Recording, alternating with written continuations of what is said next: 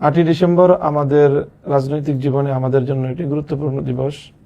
1989 সালের 8ই ডিসেম্বর বাংলাদেশ রাজধানী ঢাকার ঐতিহাসিক ইঞ্জিনিয়ার্স ইনস্টিটিউশন মিলনায়তনে একটি ঐতিহাসিক অনুষ্ঠানের মধ্য দিয়ে শেখুল হাদিস আল্লামা আজিজুল হক রহমতুল্লাহ আলাইহির উদ্বোধনী বক্তব্যের মধ্য দিয়ে যাত্রা শুরু করেছিল গণমানুষের সংগঠন বাংলাদেশ খেলাফত মজলিস।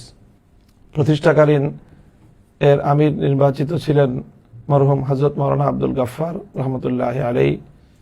আব্দুল গাফফার রহমতুল্লাহ আলাইহি সহ এক ঝাঁক আলেম ওলামা, দিনদার, বুদ্ধিজীবী এবং সমাজের বিভিন্ন শ্রেণী ও পেশার মানুষদেরকে নিয়ে শেখুল হাদিস আল্লামা আজিজুল হক রহমতুল্লাহ আলাইহির নেতৃত্বে গড়ে ওঠা এই সংগঠন বাংলাদেশের বিভিন্ন শ্রেণী ও পেশার মানুষের মধ্যে একটি স্বপ্ন জাগিয়েছিল।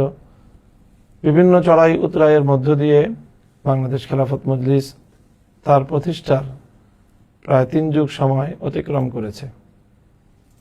আজ 8ই ডিসেম্বর বাংলাদেশ খেলাফত মজলিসের সেই প্রতিষ্ঠা বার্ষিকী উপলক্ষে দেশের সকল সংগঠনের, বিশেষ করে বাংলাদেশ খেলাফত মজলিস এবং তার সহযোগী সংগঠনসমূহের বাংলাদেশ খেলাফত যুব মজলিস, বাংলাদেশ খেলাফত ছাত্র মজলিস ও বাংলাদেশ খেলাফত শ্রমিক মজলিসের সকল পর্যায়ের দায়িত্বশীল নেতাকর্মী ও সর্বস্তরের বাংলাদেশের সর্বশ্রেণীর নাগরিকদের প্রতি আমরা আন্তরিক অভিনন্দন জ্ঞাপন করছি এবং সুদীর্ঘ এই সময়ে দেশ, জাতি, উম্মাহ এবং মিল্লাতের সপক্ষে বাংলাদেশ খেলাফত মজলিসের ঐতিহাসিক বিভিন্ন কর্মকাণ্ডে, বিভিন্ন ভূমিকায়, কর্মসূচিতে যারা অবদান রেখেছেন, ভূমিকা রেখেছেন, অবদান রেখেছেন, অংশগ্রহণ করেছেন, তাদের অনেকেই আজ পৃথিবীতে বেঁচে নেই।